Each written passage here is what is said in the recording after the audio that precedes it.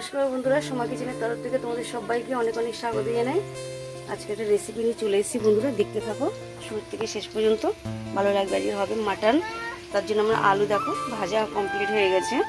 আর এই যে মাটন, আর এদিকে মাটন দেবো কী কী মশলা আমি দেবো তেজপাতা, পেঁয়াজ পরিমাণ মতো নিয়েছি, টমেটো পরিমাণ মতো নিয়েছি, জিরে ধনে বাটা, আদা রসুনের পেস্ট।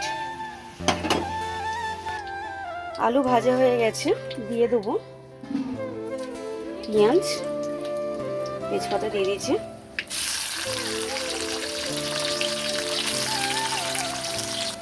পেঁয়াজগুলো বেশি লাল করবো না, হালকা হাতে ভেজে নেবো। পেঁয়াজগুলো বেশ ভালোভাবে লাল লাল হয়ে গেছে। কুচিয়ে রাখা টমেটোগুলো এবারে দিয়ে দেবো।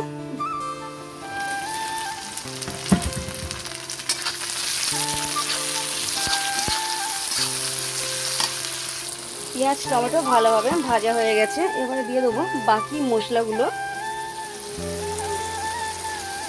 আদা রসুন পেস্ট একটু বেশি করে দিতে হবে, কারণ মাংসের পরিমাণটা বেশি আছে।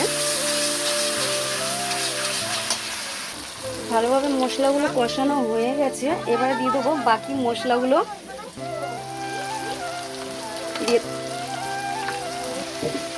দিয়ে দেবো পরিমাণ মতন হলুদ, দিয়ে দেবো কাশ্মীর লঙ্কার গুঁড়ো, এতে অতটা ঝাল হয় না, কালারের জন্য মাস্ট। দিয়ে দেবো জিরে বাটা,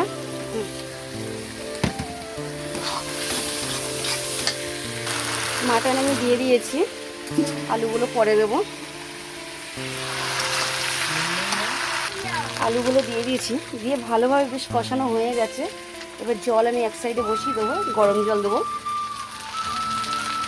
গরম জল দিয়ে প্রেসারে দিয়ে দিয়েছি।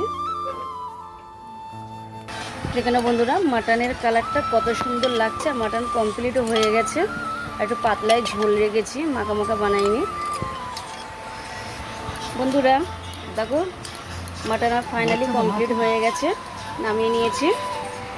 শুরু থেকে শেষ পর্যন্ত তোমাদের তো দেখালাম বন্ধুরা। যদি ভালো লেগে থাকে লাইক কমেন্ট শেয়ার আর সাবস্ক্রাইব করতে বন্ধুরা তোমরা একদম ভুলবে না।